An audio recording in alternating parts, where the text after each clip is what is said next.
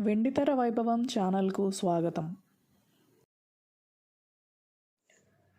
Ravindra art pictures వారి బంగారు గాజులు నవరసభరిత కుటుంబ కథా చిత్రం. అక్కినేని నాగేశ్వరరావు, భారతి హీరో హీరోయిన్లు. ప్రత్యేకించి అన్నా చెల్లెళ్ల సెంటిమెంట్తో కూడిన ఈ సినిమాకు తాతినేని చలపతిరావు సంగీతం అద్వితీయ ఆకర్షణ. విజయ నిర్మల ద్విపాత్రాభినయం చేశారు. అన్నా చెల్లెళ్ల పాత్రల్లో అక్కినేని నాగేశ్వరరావు, విజయ నిర్మల చక్కగా ఒదిగిపోయారు. బెంగాలీ కథకు రచయిత రాజశ్రీ నగిషీలు దిద్దారు. కొంత క్రైమ్ను, మరికొంత సస్పెన్స్ను జోడించారు. ఫలితంగా కథ రసవత్తరంగా రూపుదిద్దుకుంది. పద్మనాభం, గీతాంజలి హాస్య పాత్రల్లో కనిపిస్తారు. పద్మనాభం పాత్ర కథాగమనానికి తోడ్పడే విధంగా ఉంటుంది. అన్నయ్య సన్నిధి, అదే నాకు పెన్నిది పాట సాహిత్యం, చిత్రీకరణ హృద్యంగా ఉంటాయి. బంగారు గాజులు 1968 ఆగస్టు 22న విడుదలైంది.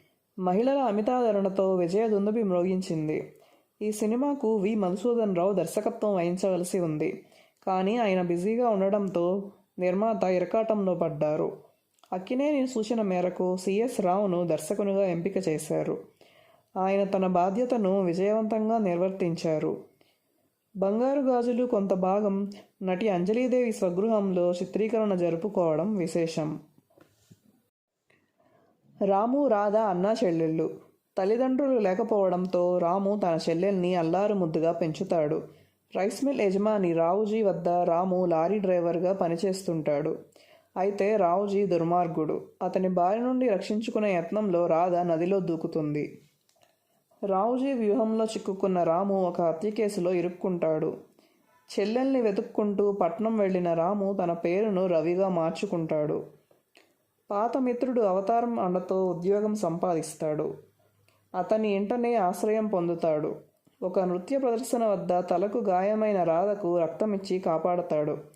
అయితే ఆ తరువాతి పరిణామాలతో ఆమె రాధ కాదని, రాధ రూపుతో ఉన్న మరో యువతి అని తేలుతుంది. ఇరువురు కవలలుగా జన్మించిన అక్క చెల్లెళ్ళని నిర్ధారణ అవుతుంది. ప్రచ్ఛన్న వేషంలో తిరుగుతున్న రావుజీని రాము పోలీసులకు పట్టిస్తాడు. తన నిర్దోషిత్వం నిరూపించుకుంటాడు. తాను కష్టపడి సంపాదించిన బంగారు గాజులను చెల్లెళ్ల చేతులకు అలంకరిస్తాడు. తాను ఇష్టపడిన శారదను పరిణయమాడతాడు. దీంతో చిత్రం ముగుస్తుంది. ఈ సినిమా పలు కేంద్రాల్లో 100 రోజులు ఆడింది. షిఫ్టింగ్లపై రజతోత్సవం జరుపుకుంది. బంగారు గాజులు ఆంధ్రప్రదేశ్ ప్రభుత్వ కాంస్య నంది గెలుచుకుంది. అన్నయ్య సన్నిధి, అదే నాకు పెన్నిది, విన్నవించుకోన, చిన్న కోరిక వంటి హిట్ సాంగ్స్ అలరిస్తాయి. ఈ చిత్రంలో అక్కినేని నాగేశ్వరరావు, భారతి, విజయ నిర్మల, పద్మనాభం, రేలంగి, నాగభూషణం, సూర్యకాంతం, గీతాంజలి, జగ్గారావు, గుమ్మడి వెంకటేశ్వరరావు, రాధాకుమారి, హేమలత, ఇందిర తదితరులు నటించారు.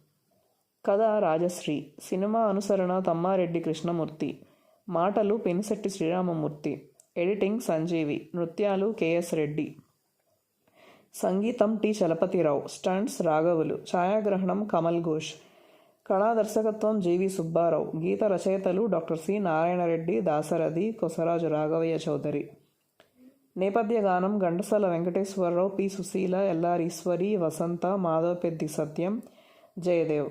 ఆహార్యం కె. నరసింహారావు చౌదరి. సత్యం శ్రీనివాస్. దుస్తులు రాము, సూర్యారావు. స్టిల్స్ సత్యం. శబ్దగ్రహణం పి. కృష్ణంరాజు. స్టూడియో శ్రీ సారథి స్టూడియోస్. నిర్వహణ తమ్మారెడ్డి లెనిన్ బాబు. నిర్మాత తమ్మారెడ్డి కృష్ణమూర్తి. దర్శకత్వం సిఎస్ రావు. విడుదల లక్ష్మీ ఫిలిమ్స్ ఆంధ్ర నైజాం, జయలక్ష్మి ఫిలిమ్స్ రాయలసీమ.